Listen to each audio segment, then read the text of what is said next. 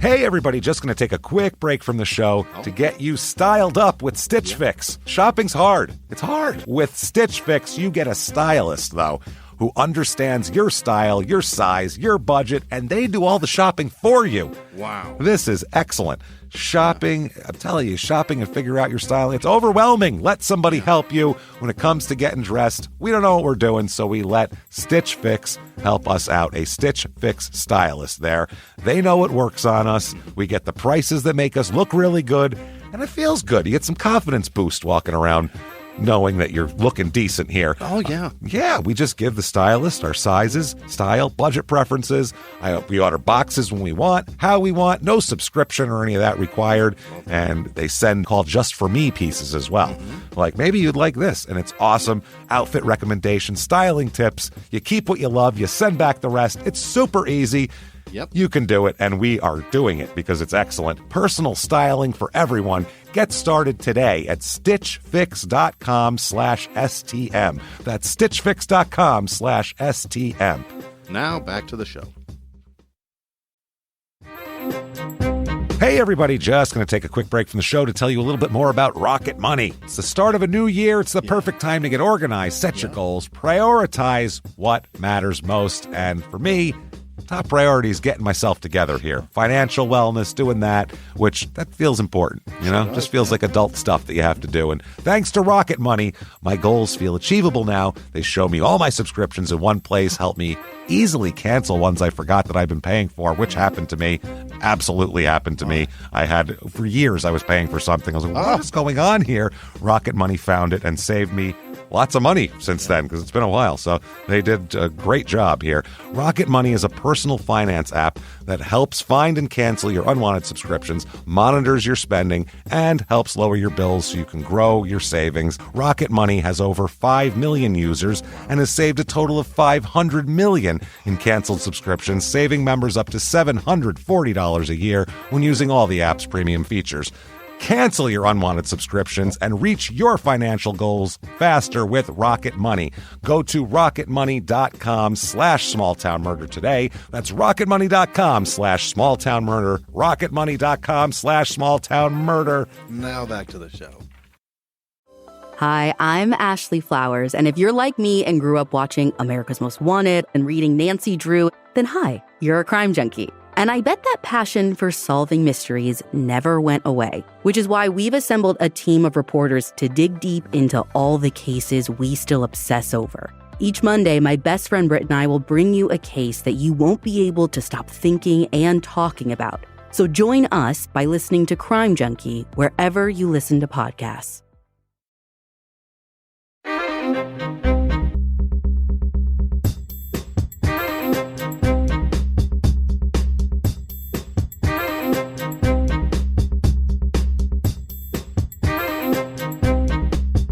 Hello, everybody, and welcome back to Small Town Murder Express. Yay! Choo-choo! That's right, Jimmie. Yay, indeed, Jimmie. Yay, indeed. My name is James Pietragallo. I'm here with my co-host. I'm Jimmie Whisman. Thank you, folks, for joining us. All aboard the murder train, pulling away from the station. We have quite the tale for you today of just dirtbaggery and weirdness and death, and it's bad stuff. Before we get to that, though, very quickly, head over to shutupandgivememurder.com. Get your tickets. Oh, my goodness. If you're listening to this right when it comes out on the February the 10th, we are on stage in Cleveland right now, so you missed that. Yeah. But you can definitely get tickets for Seattle and Portland, extra shows added there, and Detroit and Pittsburgh on sale at the moment as well. And not on sale right this second, but we're going to be doing a virtual live show in April. Right. Oh, baby, it's a 420 spectacular. We cannot wait for it. Can't wait. More details on that to come. Patreon.com/crime and sports is where you get all the bonus stuff. Anybody $5 a month, you get the whole back catalog of bonus stuff. You get new episodes, 2 of them every other week. 1 crime and sports, 1 small town murder. You get access to it all this week. Oh, we're so giving. This week, what you get for crime and sports, which you'll have, obviously, we're going to talk about 10-cent beer night. Yes, which we are. is you'd think it's a strange thing. Let's give young men unlimited amounts of beer for a dime a glass, and we're sure nobody will Yeah. Terrible. There won't be a riot at the end of that, right? No. Well, wrong. We'll talk about it. Then for Small Town Murder, we're going to talk about some awesome small town scams. This is kind of like cool, funny real estate scams of the day, including a guy who invented an entire country and sold it to people. It's amazing shit. Unbelievable. Small town scams, 10-cent beer night, patreon.com/crime and sports, and you'll get a shout out at the end of the regular show where Jimmie will screw up your name while wanting and hoping and desiring to get it correctly with all of his heart. So that said, I think it's time, everybody, to sit back. What do you say? Clear the lungs. Where are you right now? Oh, where are you? At work? You just very inconvenient. Just get called into the boss's office. That's fine. Get out of your chair, jump up on their desk, kick the stapler off, and shout, "Shut up and give me murder!" There you go. And then while you look for a new job, we have a nice podcast for you. Let's go on a trip, shall we, Jimmie? Yeah, I'll take all right. then. Let's do it. We're going all the way to Pennsylvania this week. Oh, boy. Oh, yeah, back to PA. This is Fallsington, Pennsylvania. Fallsington. There you go. Okay. Fallsington, Pennsylvania. It's in eastern Pennsylvania, outside Philly, like 40 minutes outside Philly. So Philly suburb, right by the Jersey border. It's in there. By all those bridges and everything here. It's inside of a town called Falls Township. So that's where it is. It's like a lot of towns in Pennsylvania and back east in some states. They'll have a township and then they'll have towns within the township. Yeah. That's how this is here. So waterfalls are so nice that there doesn't even have to be a waterfall. We'll still call it something falls. Call it something. It sounds attractive, doesn't it? It does. You go, ooh, I want to go there. You can hear the water crashing, and you're like, ooh, that sounds nice. Not a creek nearby. No. About 17,000 people in Fallsington. That's a big difference between 70 and 17,000. Median home price here, a little bit lower than normal. Really? It's about $250,000. And the median income, though, median household income is higher. It's about $78,000. So it's kind of you can drive. It's drivable to Philly. It's a nice Philly suburb. Very quickly with the history here, the Bucks County Courthouse, which is the county it's in, Bucks County, was established in 1663. Holy. Yeah, it was located in Fallsington, and then it was eventually moved to Bristol in 1705. So, it became, they thought they were going to be the center of a lot of shit, and then they weren't. But they did have a lot of stuff going on here. In the 1860s, the business directory has everything: blacksmiths, butchers, carpenters, a carriage builder, cooper, farmers, insurance agents, machinists, physicians, barrels. They make barrels. Yeah, Cooper's a barrel builder. How did you know that? I don't know. I have no idea. You said that, and I searched my brain, file empty. I don't know where. No source. Knows that? Link broken on this Wikipedia source on that one. I'm not sure. No idea. I don't know how we got there. I don't know, but everybody named Cooper. That's why somebody made It's barrels. probably somebody named Cooper, huh? It's something they name people Cooper because they used to make barrels. That's why. So, like, people who are named Cooper, 8 generations ago, somebody was making a barrel, and that's why they're named Cooper. Okay. Yeah, that's how. Or they're. I don't understand how we got to the word Cooper for a barrel maker. No earthly clue how that happened. Crazy. So they also had a wheelwright, which I don't know what that is either. They make wheels. Oh, there you go. So they make them right, round, circle, balanced. Reviews of this town here. Okay, a few of these ranging from the perfect to the not so perfect. Here is 5 stars. Okay, I've lived here most of my life. Pennsbury schools are one of the best rated. I've never experienced any violence in my community and have always felt safe as a kid and adult in the streets. Everyone is very friendly. Everyone. 5 stars. So, perfect childhood. Everything worked out great. Okay, here's 3 stars. This is a weather-related complaint I was here, which I love when they complain publicly about the weather like that can be helped at all. Like, we need to fix this. It's weather. What do you want? Here we go. 3 stars. No air moves around. I at where we live. That's the first sentence. I don't even know how they autocorrected that. I at where we live. Yeah, I don't know either. No air moves around. I at where we live. I guess if you say it like that, no air moves around. I at where we live. It makes more sense if you say it really pompously. Or terribly, no air moves around at where I live. No air moves around at where we live. It sort of works. So hot, humid days are killers. Though when it comes to snow, they jump right on plowing and salting. Well, they can't make it less humid. Terrific. They can't make air movement happen for you. That's not going to happen. Get a fan. You can't salt and plow the humidity. That's what I mean. They do what they can with what you have. Yeah, they want air. Make the air move. What? Can somebody get a big fan and we need blow this humidity out of here? A town wind machine would really be ideal. When our power was knocked out, they worked really fast to get it up. Well, that's helpful. 2 stars, not as good. I hate where I live. All righty. That's direct Maybe to the that's point. what they tried to say earlier. Maybe. I would never live here again. The people are rude as well as the kids. Oh, the kids are even rude. Too. Yeah. That's Philly. Sorry. I mean, there's rude children. Sorry about it. You got to like that. You little scamp. Look at you. Just told me to go fuck my mother. That's pretty funny. Look at you. It'll pay off when your Eagles play somebody in the Super Bowl. They are mean as shit, and it's funny. Little blonde kid tells you to go fuck your mother. You're like, look at that. Little girl just told me, okay. Here's 1 star. 8-year-old tells Joey Bosa to stick it up his ass. Yeah. Here's 1 star. Yeah. There are close to no people around here to exercise. Exercise the people like you would a gerbil in a wheel, a hamster.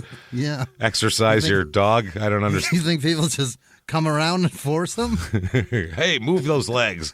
And there are almost no places to go around here to exercise.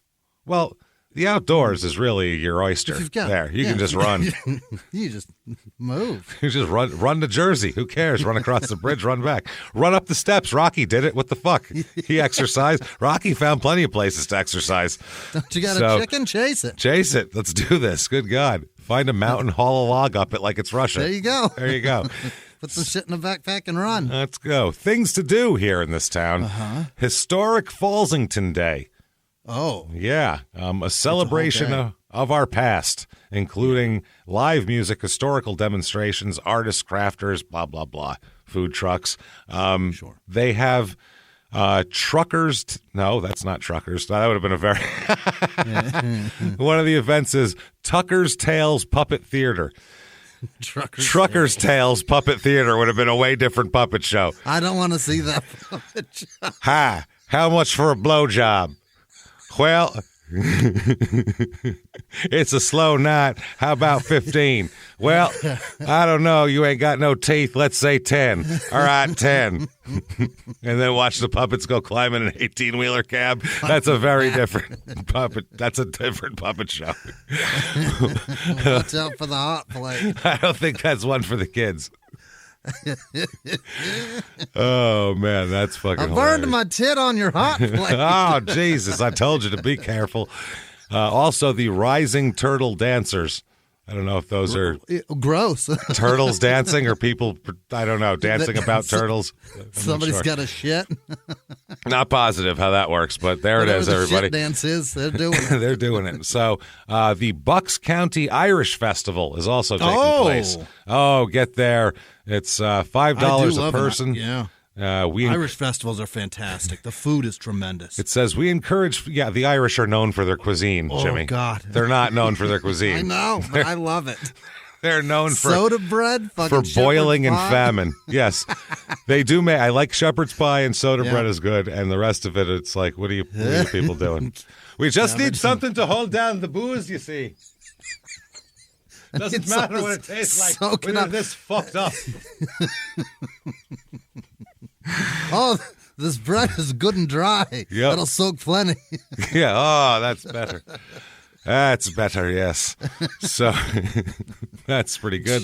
They chew their beer too. It's thick. It is thick. They have the Fitzpatrick School of Irish dance will be doing there. Yeah. The Shanties, an Irish band from Philadelphia, will also be performing there. So get down there. It's only $5. Enjoy. That's a deal. That said, let's talk about a murder, a Let's do it. beer-induced murder. Let's do this.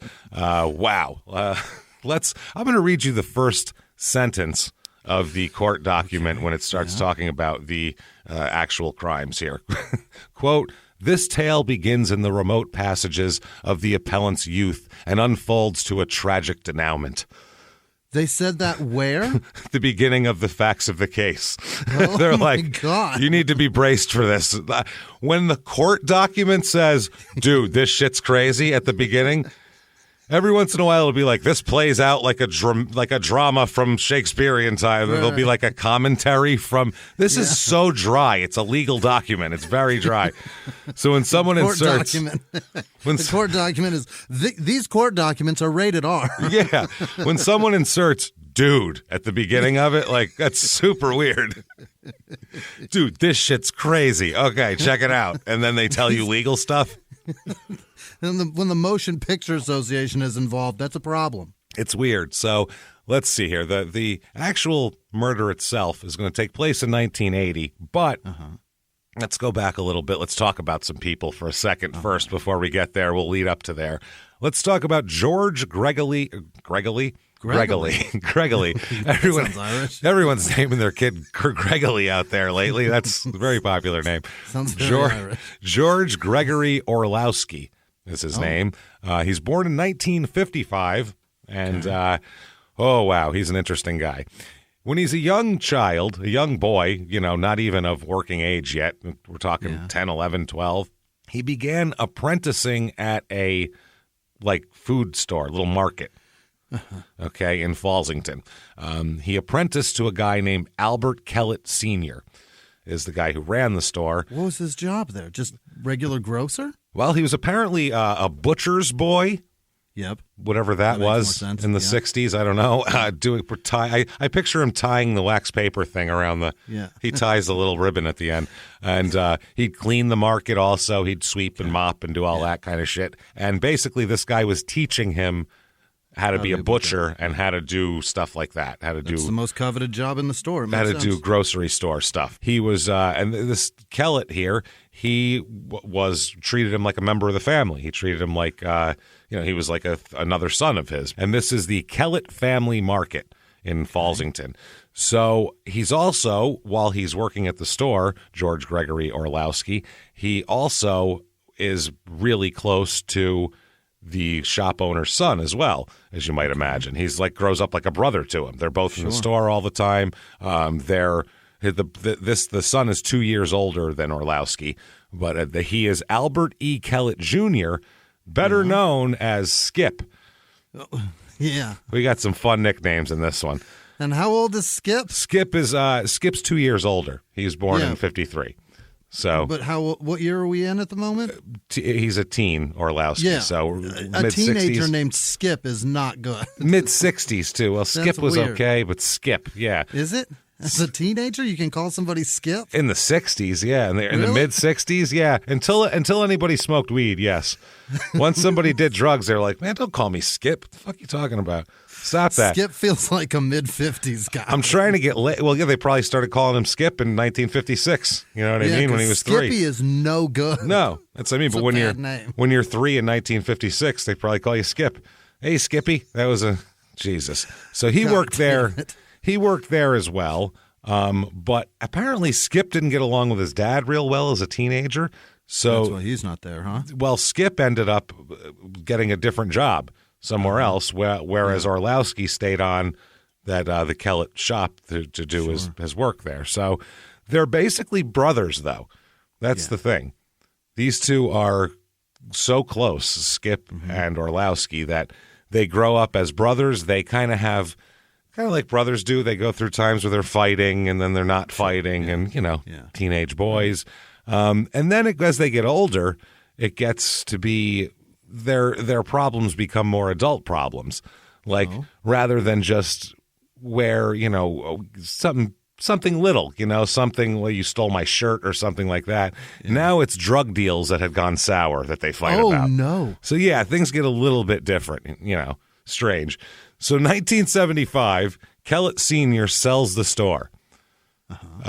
He's done. He's done. Well, I guess Orlowski, though, just stayed on with the new owners. Later on, it was put as, quote, like a piece of equipment. They were just like, yeah, you get like the back stock. We'll throw in the slicer. We'll do that. That kid comes with it. Here, you go stand by the slicer. You come with the store. Oh, okay. Run the inventory, and George. And George will also do that. Yeah. And they said that George knew how to run the meat department, so why get a new guy if he's willing to do it and just leave him there? So sometime, though, between 75 and 80, George ends up renting the store himself. He ends up taking it over, renting it and doing that. So he's got his own grocery store. He's a businessman. He's an entrepreneur. The whole store? The whole store. The whole store. He's like 21 years old. He's got a grocery store. Holy shit. But he's been working at it forever. But he also has a side business, too, because sometimes the grocery store can have ups and downs financially. Yeah. You know what never has ups and downs? Weed. Selling methamphetamine and weed. Oh. Yeah, you sell meth and weed, that's a pretty steady business right there. Economy 21, be damned, doesn't matter. 21. Boy, is he in, he's got his portfolio is very varied. Varied. He's an industrious young man. You got to give him that. Yeah. He diversifies You have to diversify. You can't put all of your money in meats and grocery related products. That's perishable. You got to diversify to meth, Don't put all your money in pork ribs. Come on. What are you doing? And Skip apparently here also does the same thing. So he's selling drugs all around. And so enter a guy named Victor Hassin, Hassine, Hassin. He's George's age. They're born the same year. Only Victor is born in Egypt and raised in New Jersey. That's got to be fascinating. That's it's an interesting combination. He came young though, so sure. His family is pretty wealthy too, Victor. Very wealthy and has real estate holdings all around the area. He's a rich kid. He's definitely a rich kid. He went to law school for 3 years. Paid for by his family. And also his family he manages some of the interests of his family's corporation in the Fallsington area as well. So he's doing money matters? Yeah, he's managing properties and managing things and has, he's like their investments overall. I don't know if they have businesses as well or that sort of thing. In 1979, that's when George Meets Victor and they decide to go into business together. Okay. So their business, though, is to open a new store. This is not the meth. Compete with his own, huh? He's going to open a new store. It's called Greg's Quality Meat Market because he goes by Greg. That's why I was calling him Gregory. It's easier. Orlowski goes by Greg. I'm calling him Greg from now on. So Greg's Quality Meat Market. Okay. Sounds good. It sounds delicious. Yeah. This is financed by the Hassin family, overseen by Victor, and operated by Greg. So that's how this works. The business does not do well. No. So Greg, gets back into selling meth and weed. And not only is he selling meth and weed, he's selling it out of the store. So you could go to the store and be like, can I get a pound of roast beef and 3 grams of meth, and they would give that to you, and you could get that. They'd both be wrapped in wax paper with a little twine tied up, too. It was very folksy. That's the thing. When you go there, they're the folksy meth dealers. That was their ad. It's right in the store on the window. He's got several scales in that. Meth with a smile is what the... His scale measures down to grams. It's a very, very precise scale.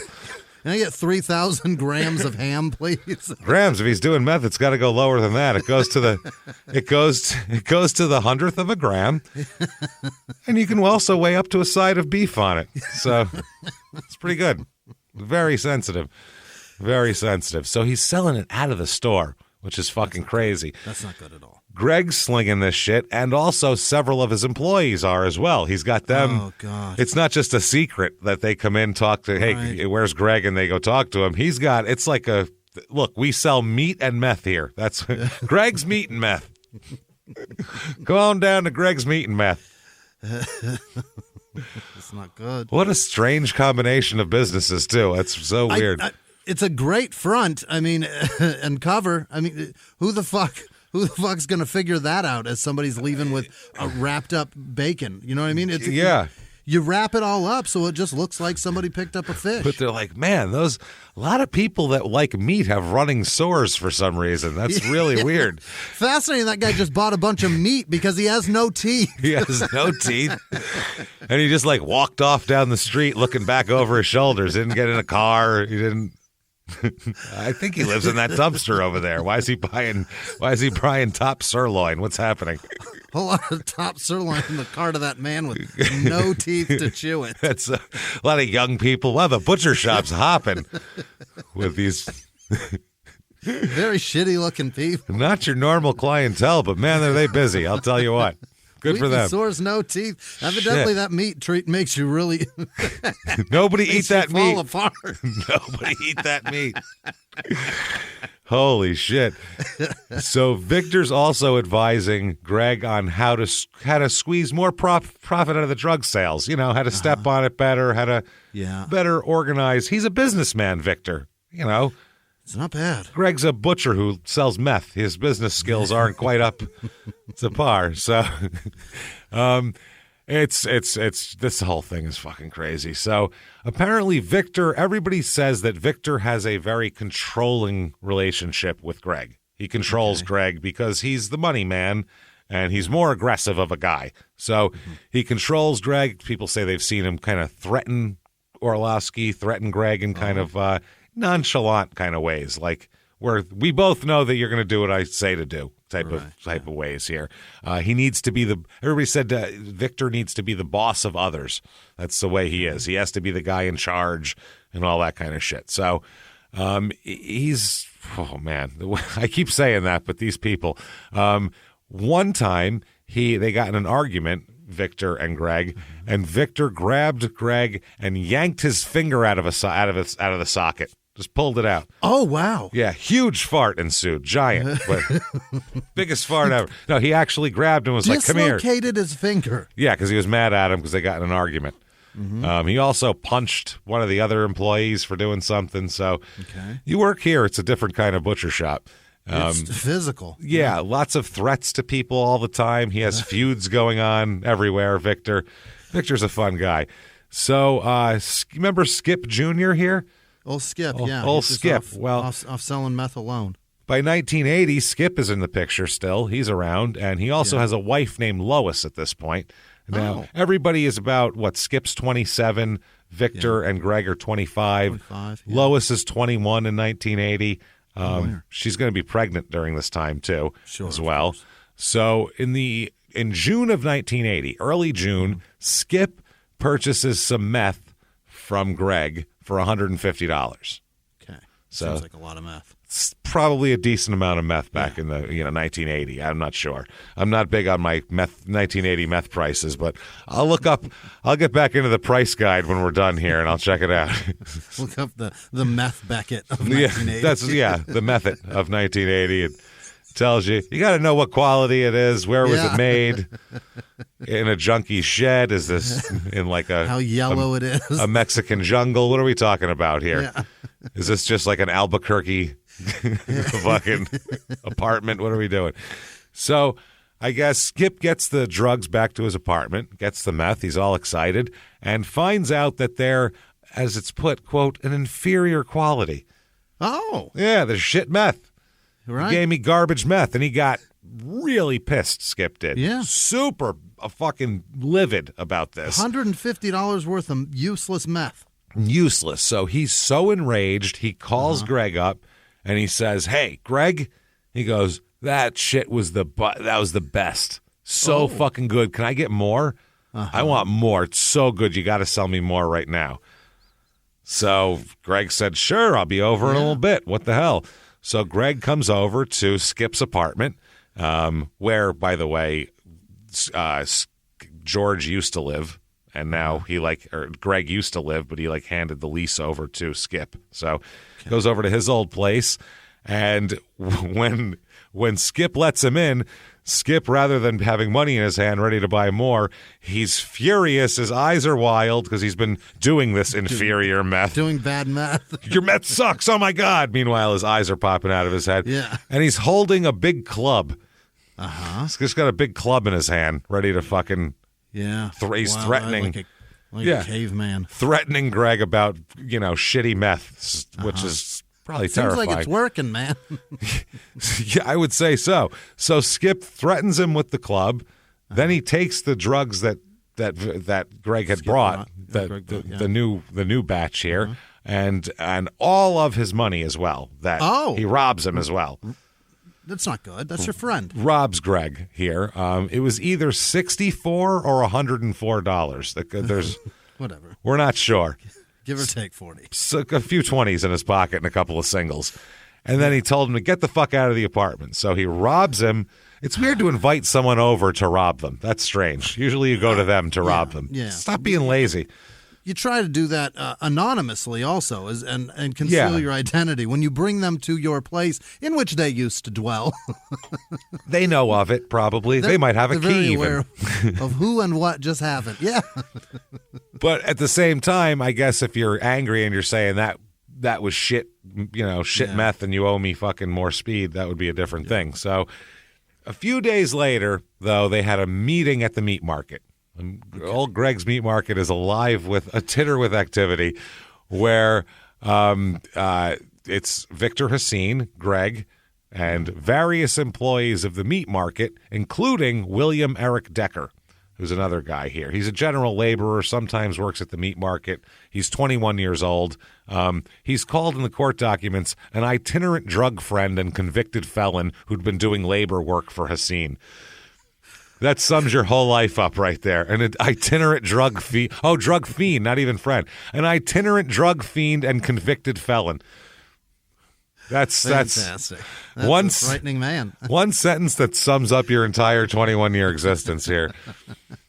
So Hassin tells Decker that this is while Greg is right there, that he wanted Skip killed. You can't let people get away with this shit. You got to make an example of him. That's what he keeps saying. We have to make an example. We have to make an example. He said he's got to be wasted. It's 1980s. No, Hassin's telling Decker this. We got to waste Skip. Oh, okay. Yeah. Okay, because he's the laborer. I don't think Decker is going to be the mastermind of any plan. An itinerant drug fiend and convicted felon who's been doing labor work for Hassin. Hassin goes, pick that up and put it over there. And he goes, okay. And then they give him meth. That's how it works. He's like, I have meth now. And then he walks away. And then he can think of a bigger rock. That's what I feel like is going on here. So Hassin says that, listen, if Lois is there, Skip's wife, that she has to be killed as well. She said she was, quote, she was to go also because any witnesses had to go. Hey, everybody, just going to take a quick break from the show to tell you about the safest sponsor ever, Simply Safe. Absolutely. These people will keep you safe. It's amazing. You know that every 26 seconds a burglary takes place in the United States, according to the FBI. That means that by the time this podcast is over, dozens and dozens of homes will have been targeted, ransacked. God knows what happens here. So protect your home before it's too late with Simply Safe proactive security system. Simply Safe helps stop threats before they even have a chance to break in. Named Best Home Security System by U.S. News and World Report 5 years in a row. And by us for about the last 8 years as well. If you trust us, believe me, you want Simply Safe. So visit simplysafe.com/small to claim 50% off a new system with professional monitoring plan and your first month free. That's simplysafe.com/small. There's no safe like Simply Safe. Now back to the show. Hey, everybody, just going to take a quick break from the show to tell you a little bit about Sono Bello. You know, the most known secret with celebrities and influencers and all these famous people is so many of them have had lipo. They've had lipo, whether it's a little touch-up here or a total makeover. Yeah. Nobody has a perfect body. That's the thing. No. They may look like it on TV, but there's things that help that. Absolutely. Lipo now has changed, and Sono Bello's been at the forefront with using LAL technology and getting those beautiful and natural outcomes for each person. Looking real natural. Our friends at Sonobello are offering their best deal. You're now included in their winter savings event, but appointments are limited, so please get on this. Sonobello doctors are masters in micro laser fat removal, a brilliant technique that removes stubborn fat permanently wherever your problem areas are. Tummy, love handles, thighs, arms, it's gone in one comfortable visit. Eating healthy and workouts are great. Keep doing that, but if you want to lose that stubborn fat in one visit, check out Sonobello. Save big during their winter savings event. Schedule your free consultation now at sonobello.com/smalltownmurder. That's sonobello.com/smalltownmurder. Now back to the show. So when you kill Skip, anybody around him also gets it. Greg said that Skip could be killed at Penn Manor Lakes because he was always fishing up there. So that might be a good place to kill him because it's out in the middle of, no one will see. And if he takes his wife fishing, yeah, he goes fishing too. There you go. Maybe that's it. Greg also asked one of his employees, Billy Hayes, who lived next door to Skip, if maybe, tell you what, you live next door, how do your windows line up? Do you think maybe you could shoot him from your bedroom window? Oh, my God. Next door. Just put the gun out the window and, no one will ever figure that out, I'm sure. Right. That'll be fine. If you could do that, maybe. What do you think? The trajectory is it's going to be real tough to solve. It seems like the only the place bullet came through this window on Earth it could have come from was here. So Victor then says, Haseen says, listen, everyone here try to get a gun, okay? Yeah. We all need to be armed for this. So Greg went out and made a phone call to try to find a gun, but somebody was sleeping. So they're all methed up, by the way. So that's the other part to put into this. In the middle of the night, they're like, yeah, let's get a gun. I'll call my guy. And they're like, what? Fuck you. I'm sleeping. Go away. So then Decker goes with Greg to a guy's house, a guy named David Evans, who's a friend of both of them. Everybody. Yeah. They're going to look for a gun there. The gun is a hunting rifle, and they said not really suited for what they were looking for. Oh, they're looking for an up-close and personal handheld experience. Yeah, they're not looking for, they're not going to track them down over a field at 200 yards. Yeah. So they want up close and personal.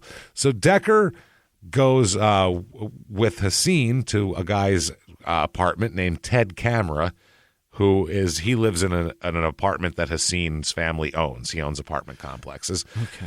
They ask for a gun again, didn't get a gun again. So they're looking around for guns. Greg ends up being the guy who finds the gun. He purchases a .25 caliber handgun from Tom Easterwood for $75.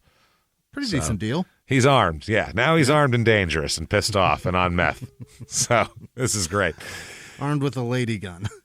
Armed with a little armed with the lady trucker special. So July 1980, sometime in July, Haseen gives this gun to Decker and says, quote, here, hit him in the head and leave it there. Shoot him in the head and leave it there. Leave the gun, take the cannoli type of situation. Told him the Michael Corleone. Drop it like the Sopranos. That's it. So the gun, they test fired the gun, and they did it, by the way, in the back of the market. That's where they were test firing this gun. Fire it in the alley. What the hell are you talking? Fire it into them rotten cabbages. We got a whole load of rotten just fire into them like sandbags. It's going to be great. I don't know why I'm giving them that accent outside Philly, but these guys are just morons. I don't know what's fire it in the water. the water. Fire it in the water. So they test fire and they figure out it has a defective part. So they're like, shit, there's something wrong with the gun. It's jamming. So, well, it was $75. What do you want? It's a $75 gun. Yeah, it's probably never been oiled or cleaned or anything. We just fished it out of a lake, for Christ's sake. No shit. So, late July, there's a confrontation between Skip and Haseen in front of one of Haseen's apartments, which is across the street from where Skip lives. Small towns. It's everybody lives right by each other. So Haseen files criminal charges of harassment against Skip. Oh. Which is an odd strategy for a meth dealer who's trying to kill a man.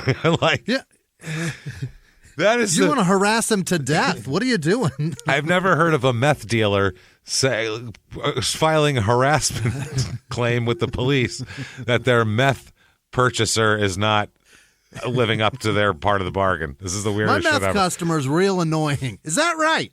Yeah, really. That's exactly who I would think would Just be annoying. harassing me. I threatened to kill him, and I've been trying to get a gun, but still he keeps harassing me, man. So he's harassing me on the quality of my meth. This is ridiculous. Yeah, no, it's like write a Yelp review, pal. Believe me alone. You know what I mean? Christ.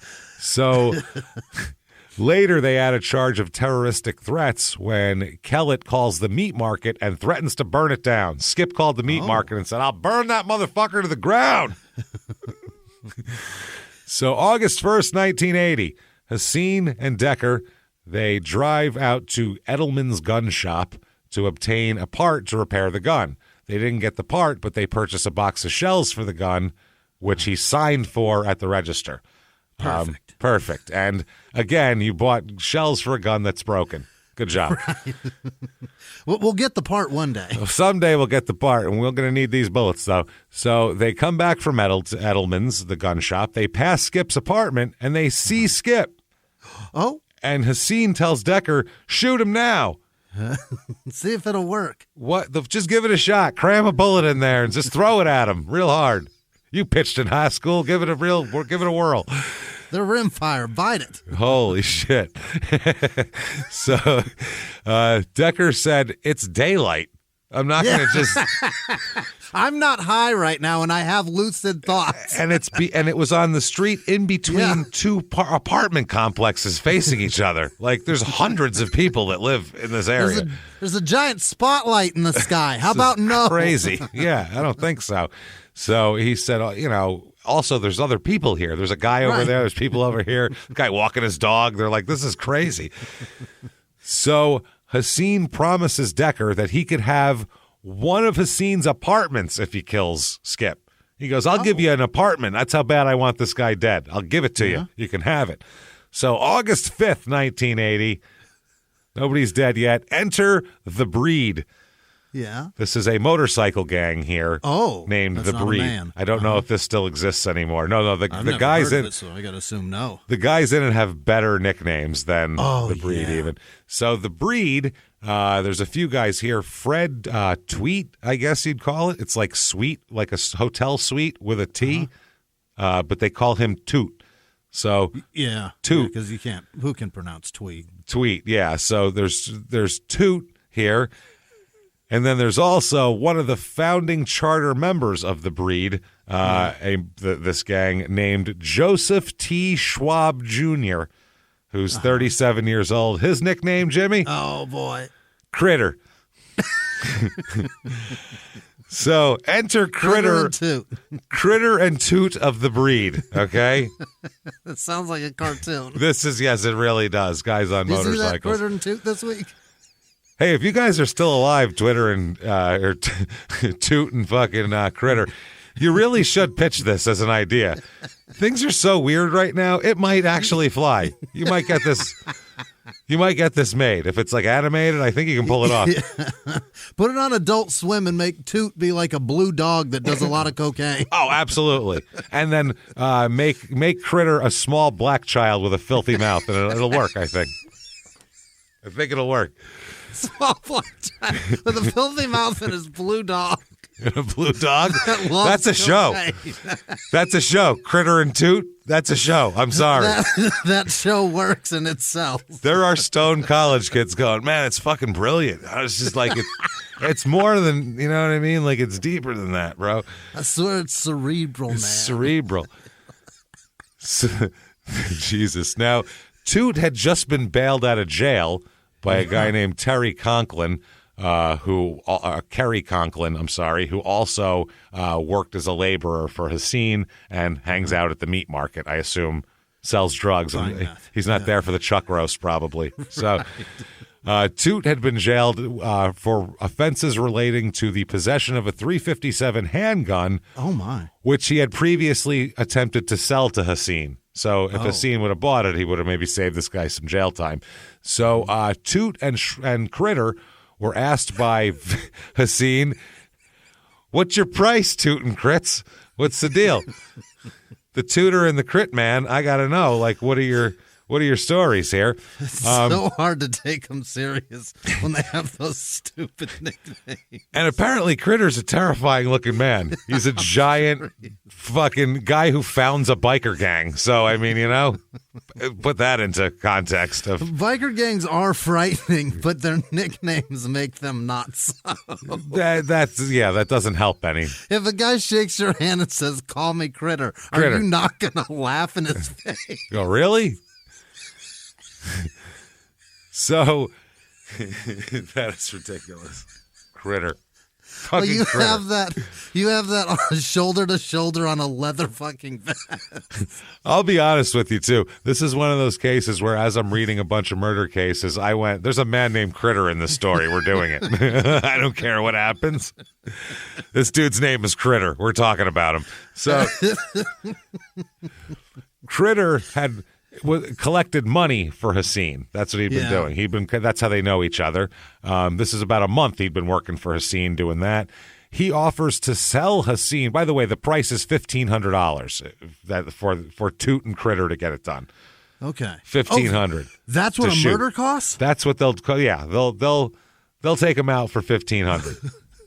Okay. Okay. All right. Now he offers to sell him a silver-plated Magnum revolver. After they said 15 was too steep.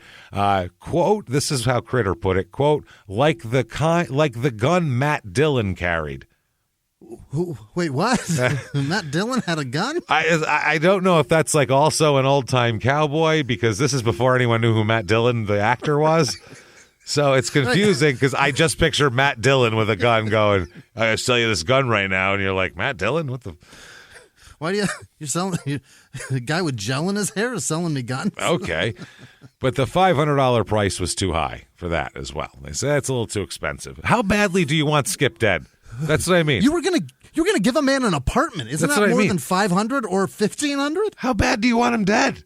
If you want him dead, Critter and Toot are the guys to do it. You pay the price. So yeah, that's what I mean. If you have a pipe burst. If you have a good plumber that comes over, you pay what it costs because there's fucking water leaking everywhere. So if you want this guy dead, if you're going to hire Critter and Toot, obviously it's going to cost you. These guys know what they're doing. Fucking cheap bastard. It's a murder. You don't walk into a dealership looking for a car and say that's too much for an Escalade. No, this is what Escalades cost. It's a lot of money. Yeah. So a few days later, Critter and Toot meet with Haseen and Greg at Greg's house and discuss. By the way, Greg lives at the Escape. That's the name of the mobile home complex, the Escape Mobile Home Park. They should all be called that. Escape from a marriage, escape from all sorts of shit. Society, escape from the police. And hopefully someday you can escape from this trailer park. It's all one big circular escape. So it's a revolving door of escape.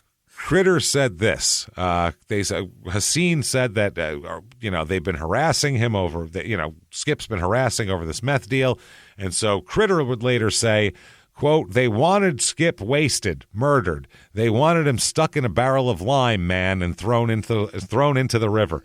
We had to find a Cooper. And couldn't find one. So, God damn it, motorcycle gangs need to have a Cooper. We have a sergeant at arms. We got a treasurer. There ain't no fucking gang Cooper. We got to put him in a barrel. We need a Cooper. After this, Critter said that he told Toot to warn Skip that, quote, these two dudes had an attitude about something and that it ain't no game, man. Better look out. That was his exact quote. After he learned, that's okay. So they said, well, how much to just have Skip beaten up? They're very cheap for people who want something done like this. And they said $250. Oh. It's $500 for a gun to kill him, right. $1,500 to kill him for, full service kill. Yeah. We'll do there's the do it yourself for $500. There's the full service where obviously that's going to cost you a little more, and $250 just to break his leg. What was it? Break his legs and elbows. That's what they said. So, wow, put him in a body cast. I guess so. Just bust him up good. It's a pretty good deal. So Haseen and Greg leave the room and return with an envelope containing $250. Okay? They give it to Toot and Critter. They don't do shit. They just steal the money and laugh at these two idiots. Because they're a biker gang and they don't care. What are you going to do? They said that they told all their friends they were never planning on doing anything, and they just wanted to rob these two idiots of their money. Period. Thought they were suckers and there was nothing they can do about it. So fantastic. Some time goes by and Haseen's like, okay, Decker, you're the killer guy. You're my guy, Decker. Eric Decker, the 21-year-old here. He gets an unmarked, unregistered handgun from a guy at some point in early August. And so that's what they're doing. August 22nd, 1980. Skip and Lois, she's now a pregnant 21-year-old. Correct. Drive to the Dunkin' Donuts across the street from Greg's Meat Market. And meth, some dunks. Meat and Meth Emporium, as I like to call it. Craig's Meat and Meth, how can I help you? It says meat and meth, and it says Emporium, but it's a capital M. Yeah, Emporium. Greg's Meat and Meth. No, we got New York Strip. It's $8.99 a pound. Yeah. No, the meth is good and yellow this week. Yeah, it's good. Come on in. Yeah, we're going to have both of them for you. No problem. We got home delivery. So they do that. He parks. He faces the market. Skip does. And a lot of time has gone by, but there's been harassment going back and forth. Greg sees Skip and was worried about what the fuck's he doing over here. He might be coming to get me first, obviously. Shortly thereafter, I guess, Decker calls the market, and Greg tells Decker, hey, Skip's outside looking in here. What the hell's going on? So Decker drives over with a friend of his, and they get out of their car. He walks up to Skip's car, sticks his head in the passenger window, and says, are you Skipper Kellett? Skipper is worse than Skippy, by the way. They're calling him Skipper? Skipper. You Skipper Kellett? Barbie's little sister. Oh, my God. Yeah, Skipper. You don't want to be Skipper. No. That was going to be real bad in 2 years when that doll was out. That's why you go by Skip for sure. Absolutely. So Skip doesn't answer, but does answer physically by getting out of his car with a baseball bat in his hand. Hey. Yeah. That means, yes, I am, I believe, at that point. So Decker goes off back to his friend's car, and they go over to the meat market. Greg unlocks the door. Decker comes in. Decker asks Greg if Haseen is coming. He says yes. So Greg and Decker went to Greg's van, which is parked in front of the market, to wait for Haseen. This is all going on in this little town right across the street from each other. This is the dumbest thing ever. Right in front of everybody. Decker says to Greg, this cat has got to go, all right? So then they smoked a joint, and then Haseen and his brother Eli drive up in a Datsun 280Z. Hell yeah. Hell yeah. God, Jesus, we're two wild and crazy guys, huh? Like, they're literally those guys. So I worked at a pizza place with an Albanian pizza chef when I was a teenager, and the guy would talk. He drove that car, didn't he? He drove 300ZX, and he talked about, me and my brother, man, we go out to club, 300ZX, tell girl, get in car, we drive fast, go get blowjob, drop them back off. Such a good night, man. And he's swinging this pizza. 3 times a week he'd tell me that. Me and my brother, that's how it always starts. We go out, find this girl, big tits, man, big fucking tits, back seat, boom, boom, there we go. I'm like, there is no back seat, little back seat, enough room for blowjob. Okay. So I just see that. Such a cool car, though. Now I don't want one because I'm afraid every one of them have Albanian jizz all over. Oh, it's everywhere, everywhere, all over the place. Albanian pizza maker jizz all over it. You know it. So Greg and Decker leave the van and approach Haseen's car. Decker says, tonight's the night. This cat's got to go. We'll use your gun. I want $250 to do this. So Haseen said he'd come back and pick up Decker. While he's gone, Decker asked Greg for a shirt to cover his tattoos, so he's not so obvious. Yeah. So they gave him a long-sleeve tan shirt that was in the market. Probably said Greg's Meat Market on it, which is worse than the tattoos, more identifiable. The Emporium across the shoulder. Jesus Christ, the Emporium of meth and meat. That's what he called of meth and meats. Yeah. So Haseen returns 15 minutes later. They drive to the house of Haseen's parents in Trenton. Decker waits in the car. Haseen goes inside and gets his father's .380 handgun. Okay. They drive back to Fallsington, and Haseen drops Decker back off. Haseen gives Decker a New York Yankees batting helmet to cover his hair. So, I don't want you to be too obvious. Yeah. I don't want you to be very conspicuous. So wear this shirt that has the name of a business on the front, and then wear a batting helmet in public, because that's normal. Everybody just wears a not a hat, a batting helmet. Which is less conspicuous, the Yankees batting helmet or the Giants football helmet? Which one? Hold on. Wear the face mask. That way no one will see it. So this is fucking ridiculous. Decker walked up the street but got lost despite the directions because he's a moron. So after 20 minutes, he finally finds Skip's apartment. Before going there, he went to apartments owned by Haseen across the street and sat for a few minutes, then walked just so you could see him going from there to there, just to really connect the dots.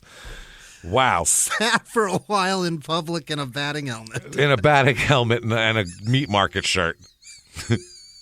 This is ridiculous. God damn it. We have to make meth and meat emporium shirts. We have to make them, by the way. We're making those. Figure out a fantastic design. Yes, we're going to do it. Look legit, like we need Callahan this. brake farms. We absolutely need one of these of our own. So, and then eventually we'll open a real one. So he then walks across the street. Now, Skip and Lois lived on the second floor, but today they were on the first floor apartment of a guy named George Sofield. They were hanging out. Decker sees them in there and enters, goes through the kitchen into the living room from one of the sliding glass doors in the kitchen, has the .380 there. There's 4 people watching the Friday night fights. Oh. That's what they're watching. It's Skip, it's Lois, who's pregnant, George Sofield, and 27-year-old James Pietragallo, Puerale. So that's who's there. Skip rises from his chair. Decker fires a shot from the .380, which hits Skip in the head, but doesn't kill him. Oh, wow. Headshots him, but it just hurts him. Decker then turns and fires a shot at Lois. Oh, my God. Well, she's got to go too, remember, which hit her in the neck and wrist. I guess did a through and through there. Mm-hmm. So that's terrifying. Then turns to Sofield, shoots at him and misses. Then shoots Pietragallo, who has nothing. You ever hear his name so far? No. That's because he has nothing to do with any of this. He's just God. He just likes fights. He's a friend of the guy who lives under them. That's it. Just to see the Friday night fights. Yep. He turns, shoots him in the head, killed instantly. This nothing to do. Who the hell is this? Is his response. Has no idea. Has nothing. Has never got meat or meth or anything from these people. So while this is going on, Haseen had went to Greg's house. Greg and Haseen and a guy named Michael Thompson, who's 22 years old, they get into Michael Thompson's car. Haseen is carrying a piece of metal pipe about 12 inches long in case they run into Skip. Haseen directs Michael Thompson to drive up and down certain streets while Haseen whistled out the window. Looking for what? I guess he's looking for if it's being done. They're driving up and down these streets. He directed Thompson to stop in the parking lot across from Skip's apartment, then told Thompson to drive to the parking lot of a school behind Skip's apartment. They then drove to Dunkin' Donuts, where they remained for 4 or 5 minutes until Haseen said, "We've been seen." We've been whistling out the window. Yeah, especially like because you have a lost dog. And you have a Dallas Cowboys football helmet on. Everybody saw you. This is ridiculous. Obviously. We're not missing a dog, and he's whistling "Farmer in the Dell" out the window. It looks menacing, guys. You're wearing Dale Earnhardt's fire suit. It's obvious, okay? Everyone sees you. So they then drove back to Fallsington. As they were driving along, they heard 2 shots. Okay. And Haseen said, "Oh, shit, that's my father's gun. I hope that asshole doesn't get caught." He knows, huh? And yeah, because they were driving right by there. And then Greg said, "Oh, shit, it happened." And then a few minutes later, Haseen and Thompson stopped the car to call Eric, who's Decker. So Haseen told Greg to, quote, "keep his mouth shut if the cops question you. Keep him shut." Obviously. So they said after this whole thing, after the shooting, Skip and Lois obviously went to the hospital. They they told the detective that the shooter was the same guy who confronted him at the Dunkin' Donuts earlier in the evening. He said he didn't know who he was. So the detective said that he went to talk to Greg, and he said, like, not accusing you of being involved or anything, just you might be a witness. Do you know this? Did you see anything? You're across the street and all that kind of shit. They went to Greg's house at 4:45 a.m. on a Saturday morning to talk to him. Right. The detectives do. He answered the door wearing only a pair of pants. He was asked to go to the police station. They said that he protested, said it's 4:45 in the morning. I'll go later, but they said, no, you have to go now. We need you to come down there now. So the detective said they didn't say that at all. That's just what he says. They said we didn't tell him he had to come down there because he wasn't compelled to come down there. Can't make you come there. Yeah. So they said he volunteered is what the cops said. So at the station, he's in a conference room. They're talking. They're talking about the confrontation between Decker and Skip and Lois at Dunkin' Donuts. Greg said the previous evening he'd been at the market. He saw Skip and Lois over there, but didn't see any confrontation at all. He said he was at This started over $120 worth of meth. $150 worth of meth. And now we're to the point, and minus $104 that he robbed from him, maybe. It's now over $46 of meth. Yeah. There's gunshot wounds to the head, shot up pregnant ladies, dead people. A stranger man is dead. Yeah. It's, wow. This is bad. Yeah. So Victor Hassin, he said, this is what, what Greg says. He said he stayed in the market till 9 until Victor Hassin arrived. Then he went home, discussed business with Hassin till about 10 p.m., and then was told about the shooting at about midnight by Billy Hayes. Then the detective shows him a picture of Eric Decker, and at first he says he doesn't recognize him, and then says, oh, yeah, I've talked to him and I've seen him a couple of times, but I don't, hang out with him or anything like that. Okay. So Eli Hassin shows up now. This is Victor's relative. Brother, brother. Shows up and tells the assistant district attorney that I'm a Wall Street lawyer. Okay. Hi, I'm a Wall Street lawyer. And then they grab him up and take him out of the room. Greg. So, yeah, there's a lot of Hassin keeps trying to influence everything that's going on here. They try to make Greg sign a statement holding him responsible for the crimes in case Hassin gets arrested, in case he gets erected. So all sorts of shit. They had practice sessions about what the story would be. Yeah. Valerie Lynch is a big part of this. She said that she had followed the order by Victor Hassin. This is Victor's girlfriend, I believe. She is told to lie about where he is and where other people are, and so she said she did lie at first, but then later on she'll testify. And she said that she's somebody else's girlfriend. She said that Hassin promised her, as long as you lie and cover up this murder, if you need meat or money, let me know. Okay. But he said payment is fucking filet. He said, but not right now. It's too hot. It would look like a conspiracy. You go home with a trunk full of New York strips. The whole town's gonna be hot. It's far too many ribeyes for a casual civilian. Oh my God, this is too much for a barbecue, obviously. So yeah, Hassin. Oh my Jesus, this is crazy. So they arrest Decker anyway. Yeah. Decker says, shit, yeah, they told me to do it. Hassin told me I had a future on Easy Street and I got a free money and he's going to give me meat and meth and all sorts of meat, meth, and money. And then it's going to be awesome. And he tells the whole story. Oh, no. Critter also ends up flipping. Critter, by the way, will be exiled from the breed for snitching? For snitching on someone who's not even involved. So Critter said, I told him if he came up with the money, Decker wouldn't testify against him. If not, that Hassin would fry like bacon.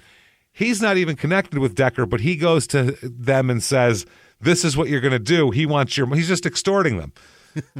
He just finds a way he can get money. He's fantastic. Critter said, we was going to try and get 10 grand out of him to silence the opposite side and find ourselves a place in the sun somewhere. $10,000? 10 grand. Place in the sun. A vacation week? I guess, yeah, to hang out here. Gonna head on down to Daytona for the week. Critter also said he intended to, quote, shake down Haseen's defense attorneys by telling them that Skip would pay him $5,000 to testify for the prosecution. He's playing both. Critters. Oh, wait till you hear what Critter ends up doing. Love Critter.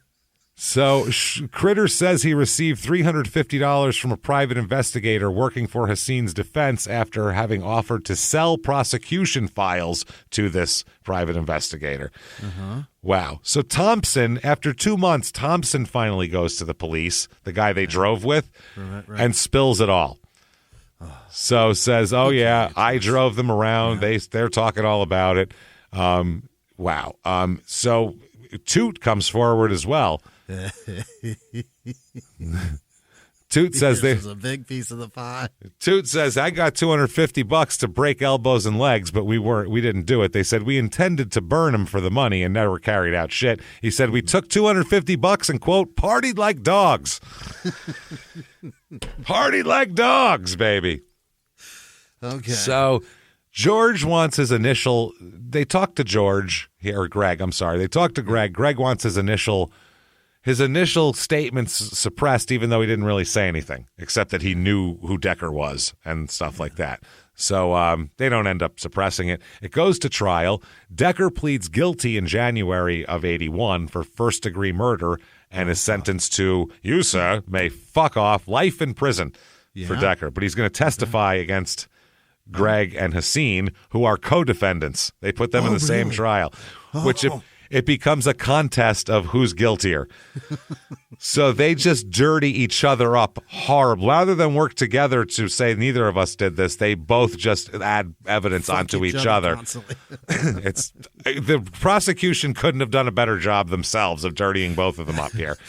Well, it's not hard. They fuck everything up. They didn't even kill the people they wanted to kill. No, they killed the dude they've never met before. Yeah. The prosecutor said evidence will show that Orlowski and Kellett were lifelong acquaintances. They grew up. Oh, no, this is the defense attorney for Orlowski. They grew up together as stepbrothers. They had their good days and bad days, but never, not even in their worst of days, did Greg Orlowski ever want to see Kellett killed. He's his brother, for Christ's sake. George tries to, or Greg, I'm sorry, he wants the trials. He's like, why are we together? This is ridiculous. He said that a great amount of testimony presented against Haseen, his co-defendant, spilled over and prejudiced him. Spilled over on him. Decker testifies against him. Everything we said that he tells everything that went on. He said I'd be on Easy Street, all this type of shit. The whole deal. He said Victor wanted me to shoot this guy in the head and leave the gun there to make it look like a suicide. If there were any witnesses there, they'd have to go too. That's what he said on the stand. They all suicided together. He killed. That's a murder-suicide. He said he was speeding on the day of the shooting, having twice injected a couple grams of meth during that afternoon and evening. Oh, my God. That's not great. Thompson testifies, like we said. Critter gets on the stand. Yeah. This is from the newspaper. Schwab, 37, a massive bearded man dressed in jeans and a fringed leather vest on the witness stand. That's how he came to court. That's how he came to court, with his colors. So he came to colors in his cut, man. That's fucked up. So he said, and he said on the stand, I ain't crazy about testifying for the police, but I don't kill people for money. I scam them and rob them, goddammit. Yeah, I'm a piece of shit, but not like that. So it goes back and forth. He said, I told him I would take a van load of steaks, pack the van with steaks, and give me $5,000 and I'll kill him. Everybody wants steaks there. Listen, man, that's how it's a signal that you're successful, that steak. No shit. Haseen gets on the stand. He testifies. They're both testifying. There's objections flying. The whole thing's a fucking mess. Verdict comes in. Both of you idiots are guilty, okay? Greg and Haseen are guilty. In sentencing, the Haseen's lawyer asked that he be spared death in the electric chair. He says, you must ask yourselves, is this man such a mad dog that he must be disposed of? Or is there still something there of humanity, something which is worth saving?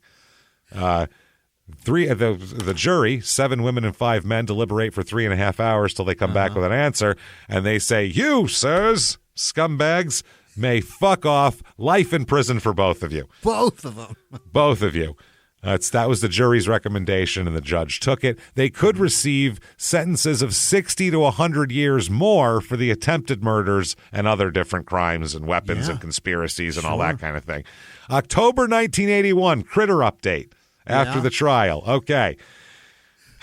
In July of that year, because of his testimony, they spared him a prison term on some fucking assault charge that he had or some shit. But he received the sentence of a parole, and they said that they wanted him to settle down and get to something straight. Yeah. He started a biker gang. And they said, the judge told him, "I hope it all works out for you." And he put him on probation. Less than 2 weeks later, they arrest Critter.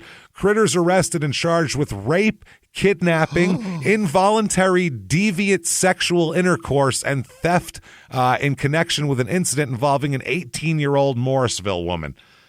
Critter pleads guilty under this plea bargain, and he's sentenced to 5 to 20 years in prison for Critter. Oh, my God.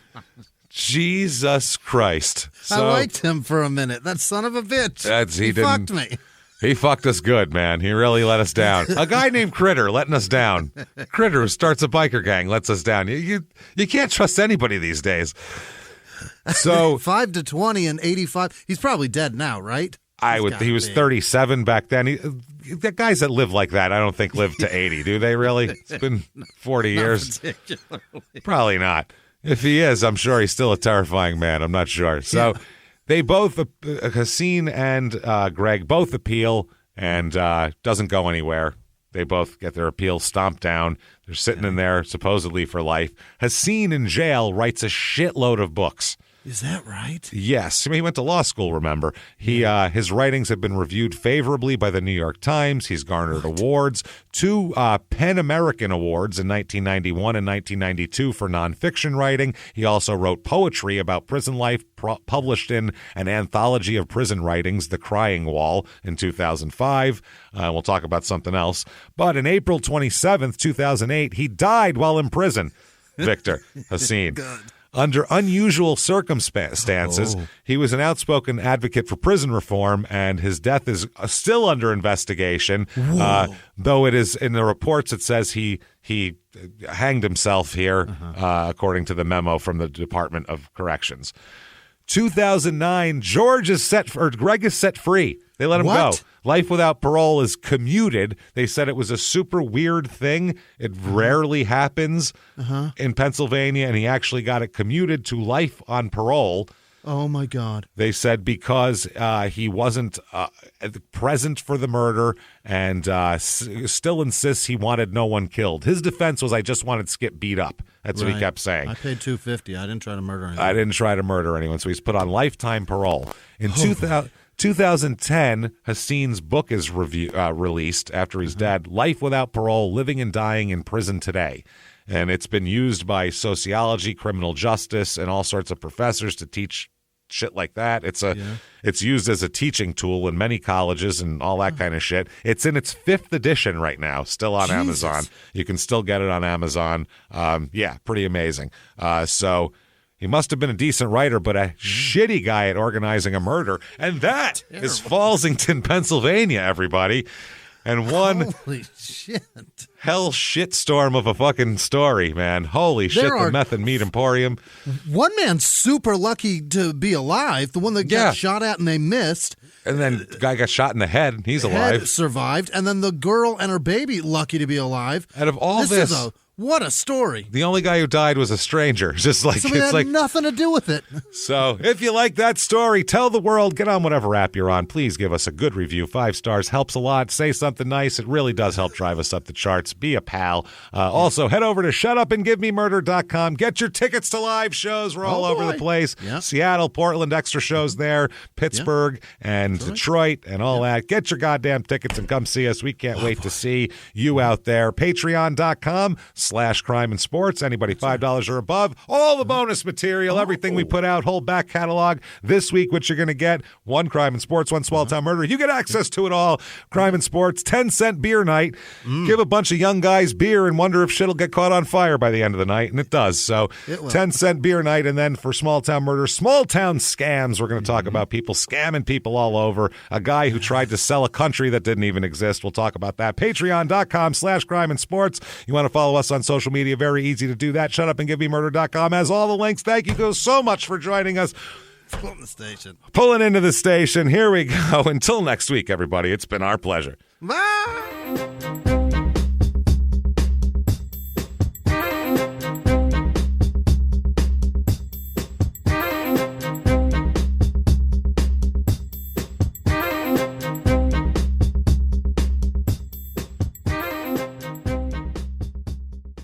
If you like Small Town Murder, you can listen early and ad-free now by joining Wondery Plus in the Wondery app or on Apple Podcasts. Prime members can listen early and ad-free on Amazon Music. Before you go, tell us about yourself by filling out a short survey at Wondery.com/survey.